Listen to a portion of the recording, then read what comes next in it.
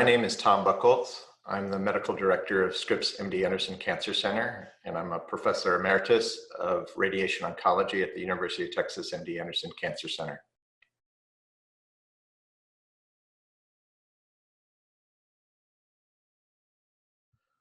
One form of radiation treatment is called brachytherapy. Brachy in Greek and Latin means short.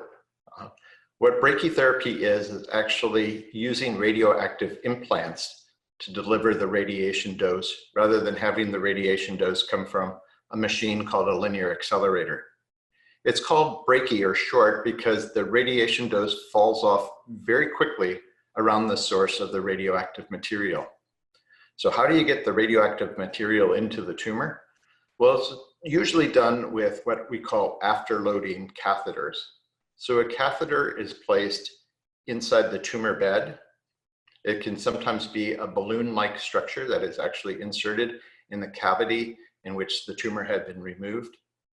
And this catheter doesn't have any radioactivity, but the catheter can be hollow, and a machine holding the radioactivity sources can then be introduced inside the catheter for a period of time during which the radioactive decay from the radioactive source provides radiation selectively right around that tumor bed.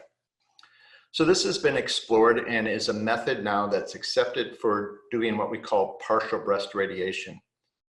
And this is another attempt to try to shorten the overall course of radiation from one that protracted over weeks to really one that can be completed in a 1 week's time. It also focuses the radiation just to the area of the breast that is most at risk of harboring residual cancer cells after the surgery. And it's not surprising that area is right where the tumor had been removed within the breast. So we decrease the volume and we also decrease the total time of treatment. Now this should be done by very experienced people. It is something that requires the radiation oncologist to be experienced in doing this technique because you want to assure that the radiation is going to the right location. And it's not also available for all breast cancer patients.